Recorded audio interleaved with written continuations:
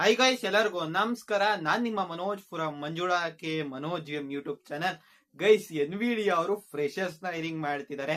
ಗುರು, ನಿಮ್ಗೆ ಏನ್ Nvidia company ಬಗ್ಗೆ ಏನ್ ಹೇಳೋದೇ ಬೇಕಾಗಿಲ್ಲ. ನಿಮ್ಗೆ ಎಲ್ಲಾ ಗೊತ್ತಿರತ್ತೆ ಅವ್ರು ಏನೇನ್ ಮಾಡ್ತಾರೆ, ಪ್ರತಿಯೊಂದು ಗೊತ್ತಿರತ್ತೆ. ಬೇಕಾದ್ರೆ ಇನ್ನೊಂದು ವಿಡಿಯೋ ಮಾಡೋಣ ಅದ್ರ ಬಗ್ಗೆ. ಈ ಒಂದು ವಿಡಿಯೋದಲ್ಲಿ ಗುರು, ಎನ್ವಿಡಿಯಾ ಅವರು ಫ್ರೆಶರ್ಸ್ ನ ಹೈರ್ ಮಾಡ್ತಾ ಇದಾರೆ, ಆಯ್ತಾ. ನೆಕ್ಸ್ಟ್ 2026 ಮುಖಾಂತರ ಅಂದ್ರೆ ನೆಕ್ಸ್ಟ್ ಅಂದ್ರೆ Nvidia exceptional talent program for new college graduates ಮುಖಾಂತರ ಹೈರಿಂಗ್ ನ ಮಾಡ್ತಾ ಇದ್ದಾರೆ. ಇಲ್ಲಿ ಕ್ಲಿಯರ್ ಆಗಿ ಮೆನ್ಷನ್ ಮಾಡಿದ್ದಾರೆ ಅವರು. Next is a unique early career hiring program where top engineering talent gets opportunity to kick start career with Nvidia and work on meaningful high impact innovations.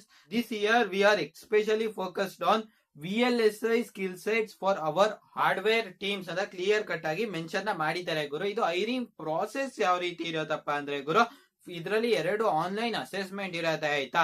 ಒಂದು next basic ಅಂತ, ಇನ್ನೊಂದು next advanced ಅಂತ. ನೀವು next basic ನ clear ಮಾಡಿದ್ರೆ ನೀವು next advanced ಗೆ ಹೋಗ್ಬೋದಾಗತ್ತೆ.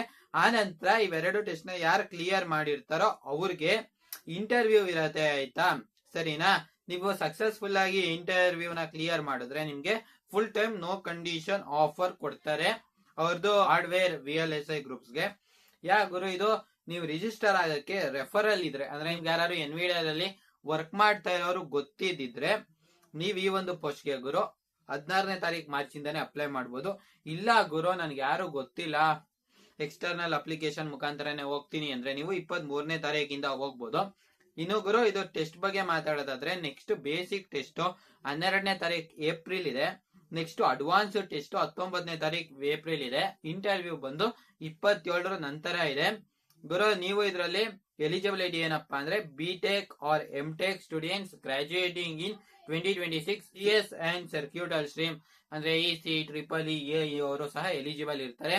ನಿಮ್ದು ಅಕಾಡೆಮಿಕ್ ಬ್ಯಾಕ್ ಗ್ರೌಂಡ್ ಚೆನ್ನಾಗಿರ್ಬೇಕು ಗುರು. ಆಮೇಲೆ ಪ್ಯಾಷನ್ ಇರ್ಬೇಕು ಗುರು ಟೆಕ್ ಮತ್ತೆ ಇನೋವೇಷನ್ ಗೆ, ಮತ್ತೆ ಪ್ರಾಬ್ಲಮ್ ಸಾಲ್ವಿಂಗ್ ಮತ್ತೆ ಅನಾಲಿಟಿಕಲ್ ಸ್ಕಿಲ್ ಚೆನ್ನಾಗಿರಬೇಕು. CGPA ಬಂದು 7.5 ಪ್ಲಸ್ ಇರಬೇಕು ಗುರು. ನೀವೇನಾದ್ರೂ ಈ ವರ್ಷ 2026 ಅಲ್ಲಿ ಗ್ರಾಜುಯೇಟ್ ಆಗ್ತಿದ್ದು ನಿಮ್ಗೆ VLSI ಮತ್ತೆ ಹಾರ್ಡ್ವೇರ್ ಅಲ್ಲಿ ತುಂಬಾ ಇಂಟ್ರೆಸ್ಟ್ ಇದ್ರೆ ಈ ಒಂದು ಪೋಸ್ಟ್ ಗೆ ಅಪ್ಲೈ ಮಾಡಬಹುದಾಗಿರುತ್ತೆ. ಯಾ ಗುರು, ನಾನು ಈ ಒಂದು ಪೋಸ್ಟ್ ಇಂದ ಲಿಂಕ್ ಎಲ್ಲ ನಾನು ಡಿಸ್ಕ್ರಿಪ್ಷನ್ ಅಲ್ಲಿ ಕೊಟ್ಟಿರ್ತೀನಿ. ಎಲ್ಲ ಡಿಸ್ಕ್ರಿಪ್ಷನ್ ಇರುತ್ತೆ, ಕ್ಲಿಯರ್ ಆಗಿ ಚೆಕ್ ಮಾಡಿ. ಗೊತ್ತಿರೋ ಗುರು ಅಪ್ಲೈ ಮಾಡ್ಕೊಳ್ಳಿ, ರೆಫರಲ್ಸ್ ಯಾರು ಇದ್ರೆ. ಇಲ್ಲ ಅಂದ್ರೆ 23ನೇ ತಾರೀಕು ತನಕ ಕಾಯಿರಿ ಗುರು, ಅಷ್ಟೇ. ಯಾ ಸರಿನಾ?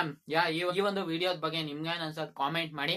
ಜೊತೆಗೆ ನೀವು ನಮ್ಮ ಚಾನಲ್ಗೆ ಸಬ್ಸ್ಕ್ರೈಬ್ ಆಗದೆ ಹೋದ್ರೆ ದಯವಿಟ್ಟು ಸಬ್ಸ್ಕ್ರೈಬ್ ಆಗಿ, ಜೊತೆಗೆ ಪಕ್ಕದಲ್ಲಿರುವ ಬೆಲ್ ಐಕಾನ್ ಅನ್ನು ಕ್ಲಿಕ್ ಮಾಡಿ ಗೈಸ್. ಜೈ ಹಿಂದ್, ವಂದೇ ಮಾತರಂ.